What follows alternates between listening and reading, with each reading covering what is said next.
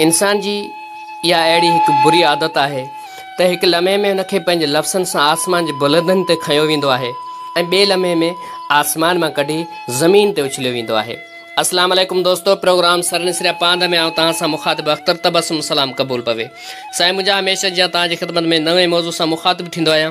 मुंहिंजो अॼु जो मौज़ू आहे बेहसी।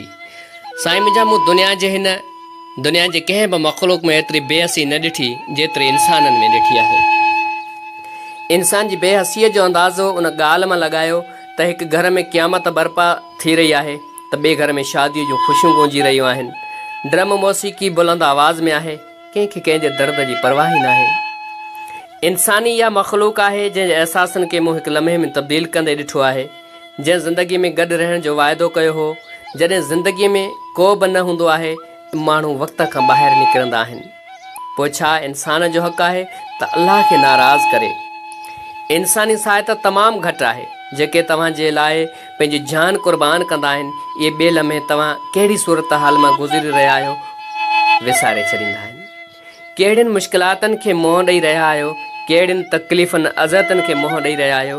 हीअ दुनिया आहे, हिते कंहिंखे बि कंहिंजी तकलीफ़ जो अहसासु न आहे।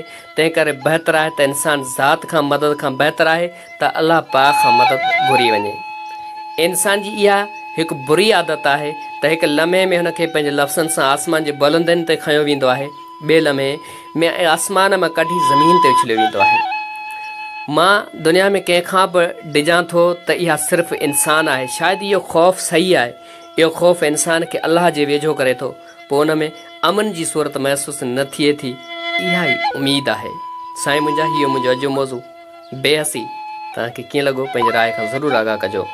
हिन खां वधीक हिन जहिड़ियूं बहितरीन वीडियोज़ ॾिसण ऐं ॿुधण जे लाइ मुंहिंजे यूट्यूब चैनल आवाज़ जो नातो खे सब्सक्राइब कजो, पंहिंजे दोस्तनि सां शेयर कजो, लाइक कमेंट ज़रूरु ॾिजो। तव्हांजी